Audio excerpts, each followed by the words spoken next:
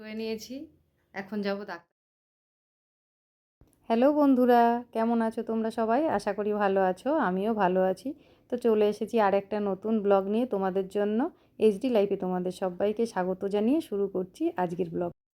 তো আজ শুরুতেই তোমরা দেখতে পাচ্ছ সবজি নিয়ে বসেছি, কেননা আজকে সকাল সকাল আমি চলে এসেছি রান্নাঘরে। আর এখানে দেখো একটু লাউ আছে আর পেঁপে দু টুকরো করে কাটা রয়েছে। তো পেঁপেটা আগের দিন কেটেছিলাম রান্না করব বলে, তো দেখছি একটু হলুদ রং ধরেছে, তো সেই জন্য রেখে দিয়েছিলাম। আজকে দেখছি একদম নরম হয়ে গেছে, ওটা আর রান্না করা যাবে না, সেই জন্য রেখে দিয়েছি। লাউটা আমি কেটে নিয়েছি দেখো। তো লাউটা আজকে আমি ঘন্ট করব। আর এইখানে দেখো বাজার থেকে আজকে মাছ এনেছে, কাতলা মাছ। তো লাউ ঘন্ট করব আর মাছের ঝোল করব। তো লাউ ঘন্টটা আমি শুধু করব না, লাউ ঘন্টর মধ্যেও আমি মাছের মাথা দিয়ে করব। আর ওটাতে যে মাছের মাথাটা দেব সেটা হচ্ছে ইলিশ মাছের মাথা। এই দেখো দুটো ইলিশ মাছের মাথা আছে, এইটা দিয়ে লাউ ঘন্টটা করব। তো চলো বন্ধুরা, আগে আমি এগুলো ধুয়ে পরিষ্কার করে নিই, তারপরে টিফিন করব, তারপরে রান্না করব। তো দেখো মাছগুলো আমি ধুয়ে রেডি করে রেখেছি, এবার টিফিনটা করে নিই। এটা কচুরি আর তরকারি ছেলের কাকা ছেলেকে এনে দিয়েছে, ও খাবে, ওর জন্য রাখা রয়েছে। আর আমি আমার জন্য দেখো একটু গোলা রুটি করে নিচ্ছি। যেহেতু আমার একার জন্যে, সেই জন্যে আর আটা মেখে রুটি আমি করতে গেলাম না। তো চলো টিফিনটা করে নিই। তো বন্ধুরা দেখো টিফিন করে চলে এসেছি আবার রান্নাঘরে। এবার আমি লাউ ঘন্টটা আগে করে নেব। তেলটা গরম হয়ে গেছে, তো মাছের মুড়োগুলো দেখো আমি এবার ভেজে নেব। তো প্রথম থেকেই দেখো আমি মাছের মাথা করে করে তোমাদের সাথে কথা বলছি, নাকি বলতে নেই মাছের মাথা, মাছের মুড়ো বলতে হয়। সেটা আমার এখন মনে পড়লো, তাই তোমাদের এখন বলছি মাছের মুড়োটা আমি ভেজে নিচ্ছি। তো বন্ধুরা লাউ ঘন্টতে দেওয়ার জন্য আমি কটা কাঁচা লঙ্কা চিড়ে নিয়েছি। আর এদিকে দেখো ফুলকপি আর আলু কেটে রেখেছি। প্রথমে ভেবেছিলাম শুধু আলু দিয়েই মাছের ঝোলটা করব, তারপরে যখন সবজি কি আছে না আছে দেখতে গেলাম, দেখলাম অল্প একটুখানি ফুলকপি রয়েছে, তো ভাবলাম ফুলকপিটুকু মাছের ঝোলে দিয়ে দিই। আর তার জন্য আমি এখানে মশলা করে নেব একটু। এখানে একটু আদা নিয়েছি আর একটু গোটা জিরে আর কয়েকটা কাঁচা লঙ্কা নিয়ে নেব, একসাথে আমি মশলাটা বেটে নেব। আর এইদিকে দেখো আগেই আমি লাউ ঘন্টটা বসিয়ে দিয়েছিলাম, প্রায় হয়েই এসছে, আর মাছের মাথাগুলো এর মধ্যে দিয়ে দিয়েছি। তো এটা নামিয়ে তারপরে মাছের ঝোলটা করব। তো ভাবছি শুধু লাউ ঘন্ট আর মাছের ঝোল, সঙ্গে আর একটা কিছু করতে পারলে ভালো হতো। তো ভাবলাম যে তাহলে একটু উচ্ছে ভেজে নেব। তো হয়ে গেছে লাউ ঘন্ট, নামিয়ে নিয়েছি। এবার মাছের ঝোলটা করে নিই। তো বন্ধুরা মাছটা ধোয়ার পরে নুন হলুদ আমি মাছে মাখিয়ে রেখে দিয়েছিলাম, সেগুলো ভেজে নিচ্ছি আগে। মাছ ভেজে সব আমি তুলে নিয়েছি, তারপরে দেখো ওই তেলের মধ্যে একটুখানি জিরে আর একটু তেজপাতা ফোড়ন দিয়ে দিলাম। এই দেখো মাছগুলো ভেজে সব তুলে নিয়েছি।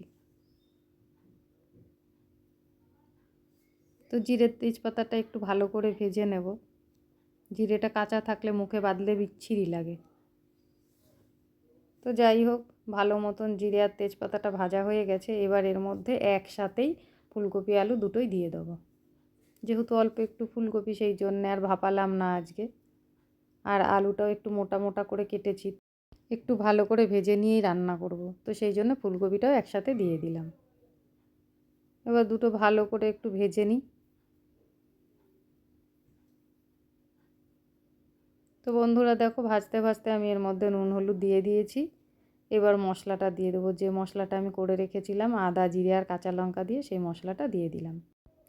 তো বন্ধুরা আমার না এরকম হালকা মশলা দিয়ে রান্নাবান্নাই বেশি ভালো লাগে। এর মধ্যে পেঁয়াজ রসুন দিলেও হয়তো হতো, কিন্তু আমি দিইনি। আমি শুধু আদা জিরে আর কাঁচা লঙ্কা বাটা দিয়ে রান্নাটা করছি। তো দেখো একটা টমেটো আমি কেটে রেখে দিয়েছিলাম, সেটাও দিয়ে দিলাম।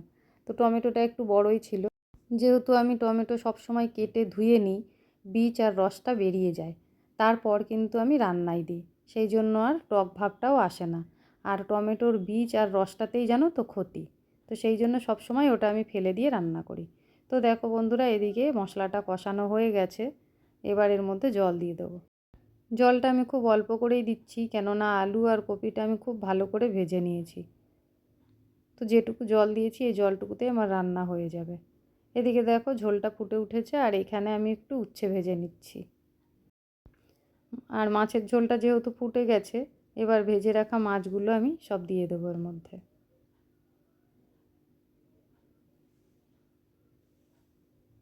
আর একটু ধনেপাতাও আমি কুচিয়ে রেখে দিয়েছি। মাছের ঝোলটা নামানোর কিছুক্ষণ আগে ধনেপাতাটা আমি এর মধ্যে দিয়ে দেবো।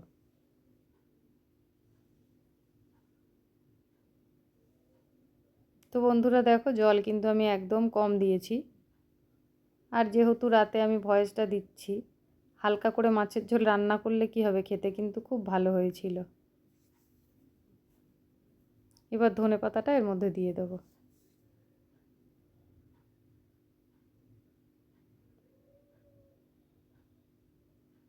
তো বন্ধুরা দেখো, মাছের ঝোলটা আমার রেডি। এবার নামিয়ে নেব। আর উচ্ছে ভাজাটা এখনও হচ্ছে, ওটা হতে হতে কিছুটা কাজ আমার এগিয়ে যাবে। তো এখন গ্যাস ট্যাসগুলো পরিষ্কার করে নেব, রান্নাঘরটা পরিষ্কার করব। তারপর আবার ঠাকুরের বাসন মাজা আছে, ঠাকুরের বাসনটা মেজে রেখে তারপরে আমি স্নান করতে যাব। আর স্নান করে এসে পুজো দিয়ে তারপর খাওয়া দাওয়া। তারপরে তোমরা তো জানোই, ছেলেকেও খাইয়ে দিতে হয়, ওকেও খাওয়াতে হবে, সেই চিন্তাও রয়েছে। তো বন্ধুরা দেখো, মাছের ঝোলটা হয়ে গেছে, দেখতেও বেশ ভালো লাগছে। তো যাই হোক, আজকে তাড়াতাড়ি রান্না করে বাসনগুলো বার করে দিতে বলেছে মাসি, কেননা উনি তাড়াতাড়ি আসবে কাজে, বাসন কটা মেজে দিয়ে আবার কোথায় যাবে বলছিল।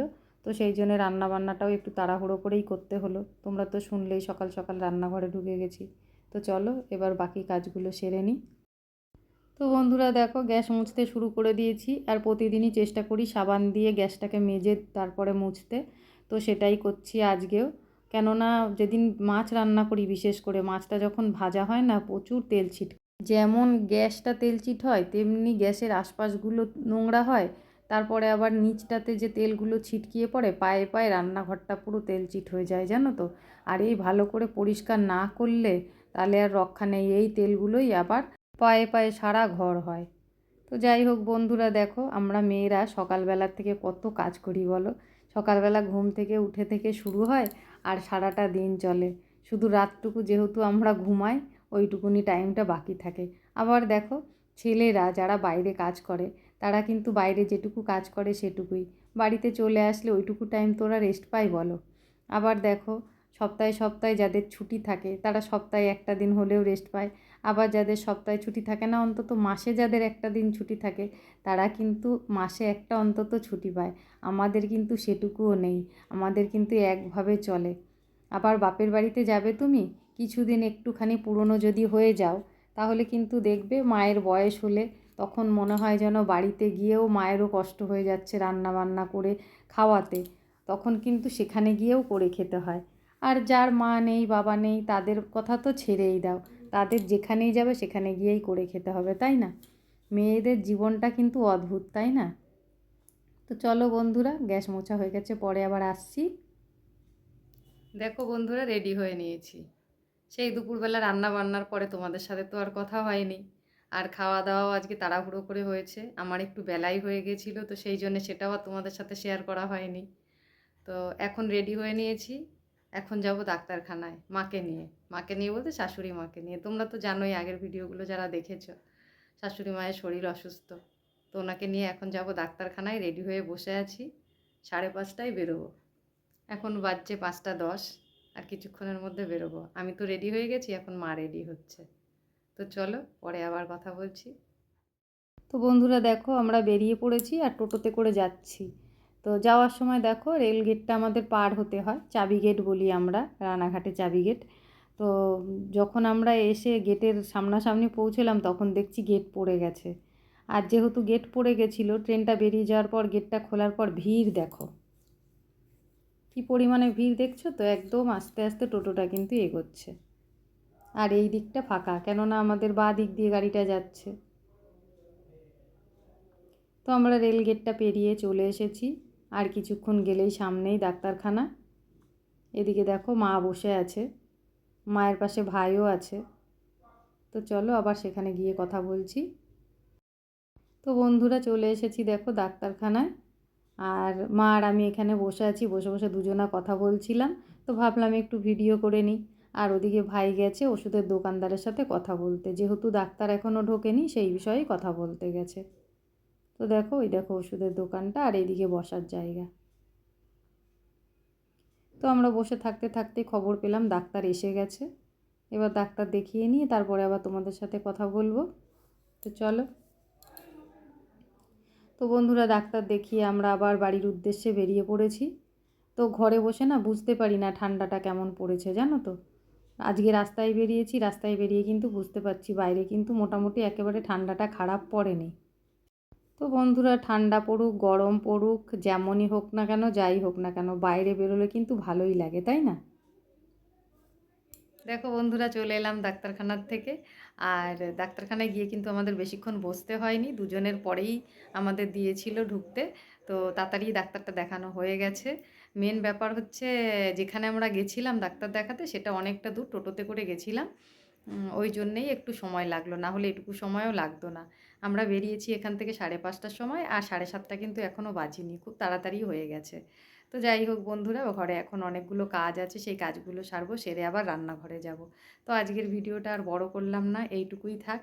তো তোমাদের কেমন লাগলো আজকের ভিডিওটা অবশ্যই কিন্তু কমেন্ট করে জানিও। আর লাইক করো, চ্যানেল যদি নতুন হয়ে থাকো চ্যানেলটাকে সাবস্ক্রাইব করে আমার পাশে থেকো। আর তোমরা যারা আমার সঙ্গে আছো এইভাবেই আমার সঙ্গে থেকো, পাশে থেকো, সাথে থেকো। আজকের মতন এই পর্যন্তই, টাটা বন্ধুরা।